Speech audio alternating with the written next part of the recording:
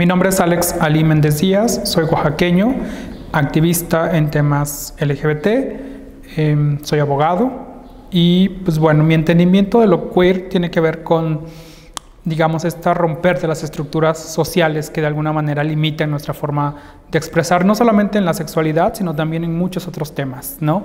Es poder llamar a la autenticidad de una persona, de un ser humano, y que no se encuentre limitado por esos estándares, ¿no? Como poder desarrollarnos en nuestras posibilidades, capacidades, deseos, diversidades, y a partir de ahí construir una esencia mucho más original, digamos, ¿no?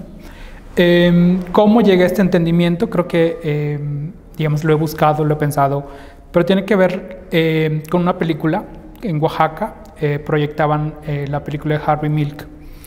Y para mí ese fue un proceso, un momento, digamos, de quiebre, porque creo que ahí entendí que mi historia como ser humano no empezaba con mi sola existencia, sino con una historia. Comparto con una comunidad, con unas personas una historia en donde no necesariamente cabemos en nuestros estándares.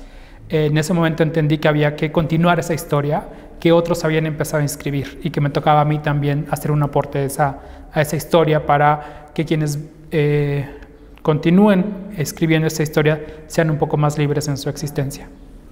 Sí, pues bueno, yo nací en Oaxaca y creo que eso me ha ayudado a entender que México no es, digamos, un país en donde avancemos al mismo tiempo en nuestros derechos, ¿no? Entonces, no es lo mismo la Ciudad de México que quienes vivimos o crecimos en Oaxaca, en el norte, en el sur. Entonces, creo que hay que reivindicar esa situación, no creer que lo que logramos en la Ciudad de México ya se logró en todo el país. La libertad que se tiene aquí en la Ciudad de México no es la misma que tenemos en otros estados y es por lo que estamos luchando desde México Igualitario.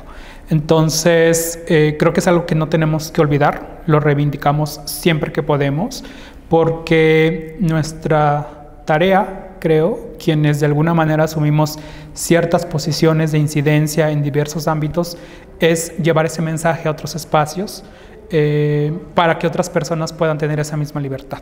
Bueno, el mensaje sería, bueno, creo que es un llamado a entendernos como seres diversos y el respeto a esa diversidad incluye nuestros deseos, nuestros espacios, nuestra sexualidad.